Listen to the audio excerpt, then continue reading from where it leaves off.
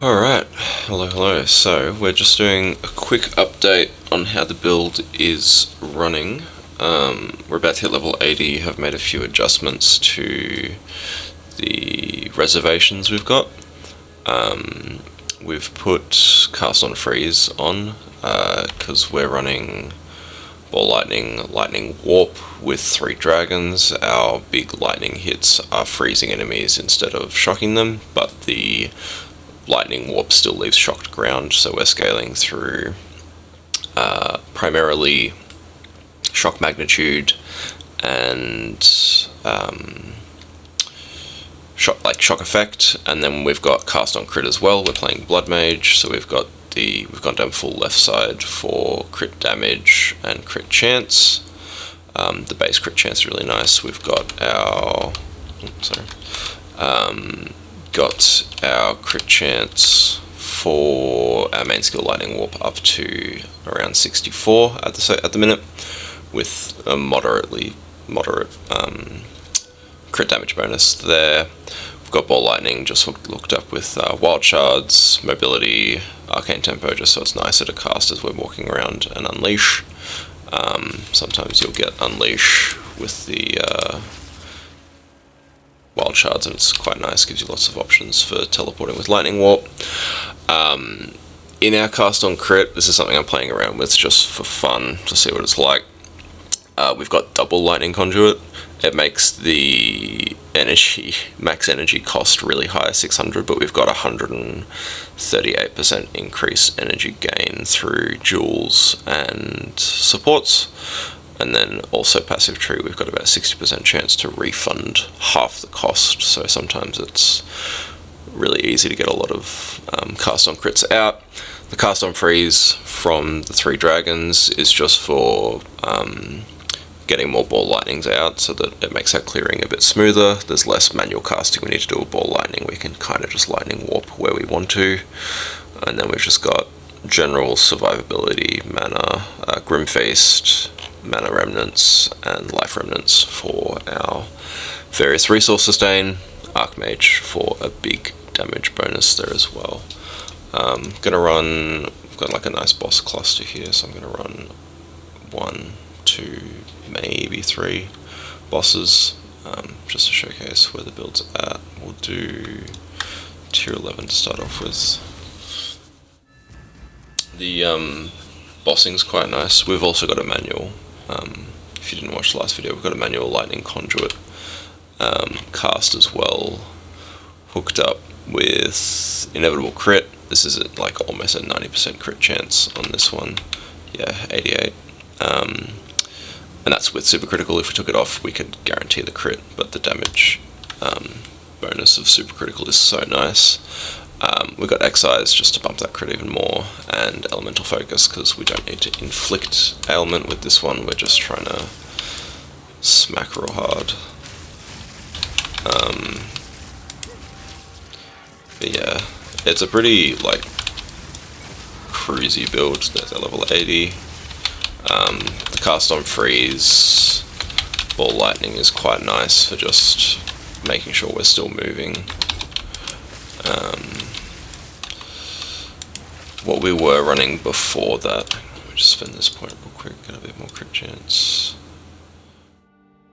It's already got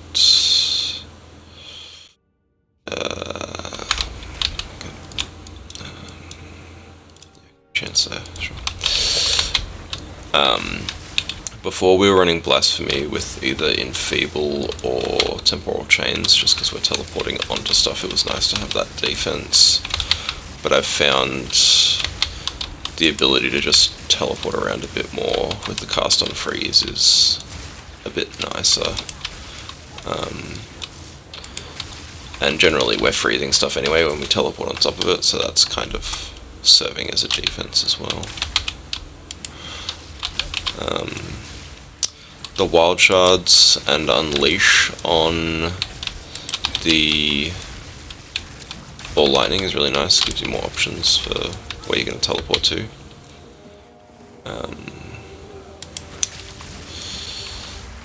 So I'm kind of just cruising through this map at the moment. This is the first tier 11 that I've done. I'm just kind of going with the quest, doing tier 8s, tier 9s, not really going more than 2 tiers above that, but yeah, the build's feeling pretty good. Bloodmage is tricky to level with initially, at least it was what I started with, so it was, had no backup gear, had no gear from another character or anything. And the Sanguimancy was really rough, just dealing with the health cost of everything.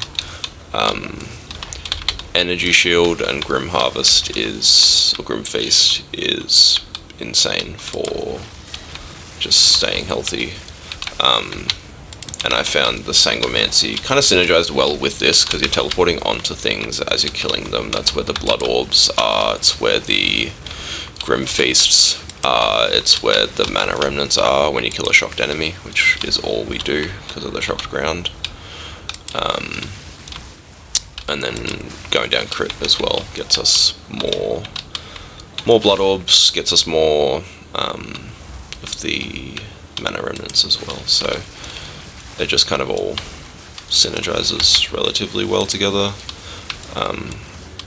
It's not as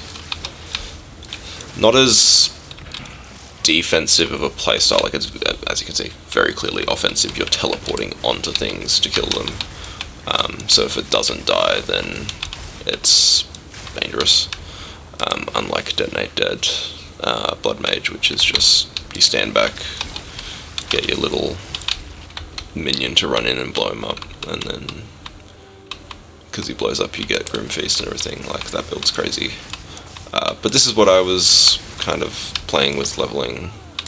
Felt really rough for a long time, but as we kind of pushed into maps, pushed into tier 3s, tier 4s, started getting some currency, dropped my first few divine, was able to put that into like a nice ES chess piece, really helped the build in survivability, and yeah, it's feeling pretty cruisy now. The other thing that really helps our crit chance is the Omen Scepter that we're running.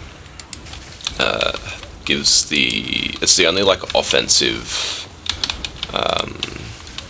only offensive scepter that I've been able to find so far in the game. It causes enemies to get crit weakness, so you have a higher flat crit chance against them if they're in your presence. As you can see, it's like ticking up on this guy here. If you find a guy that just doesn't die right away from like a rare that just doesn't seem to blow up from the lightning warp, you can just throw more ball lightnings and lightning warps. You get a lot of cast on crit energy really quickly on rares. So I can just like teleport on this guy. Yo, hell yeah. Kind of running around like little low health here. But yeah, if you find something that's like a little tanky, is not dying from just you teleporting onto it, you can do the manual cast of Lightning Warp, and not much survives that, to be honest. It's like, it's not in the millions of damage, but it's like a good few 100,000 just in that quick pop if they're standing on the shocked ground. It's really, really fun to do. The Anoint we're running is just the extra charm slot. It's a really cheap Anoint to get, and the main thing that we were dying to, the charms are actually quite important on this build, as felt so far. Main things we were dying to is getting frozen or getting stunned, and running both those charms just makes us a lot better at surviving those, because obviously when you're teleporting onto things, they can stun you real quickly if you don't kill them. And it was not a pleasant experience the few times that it happened. If we get the extra charm slot on our belt, do our combo here real quick.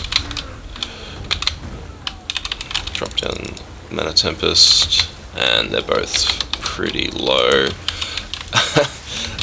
The health cost of that was pretty chunky. I don't know if you saw me almost fucking die there, but that's, you know, what you do when you play a Bloodmage. Look, honestly, I might just call the video there. Just a quick update on how the build's feeling. If you do have any questions, need me to go in depth on anything more, or want to see as it progresses more, feel free to comment. But yeah, that's it. Thanks.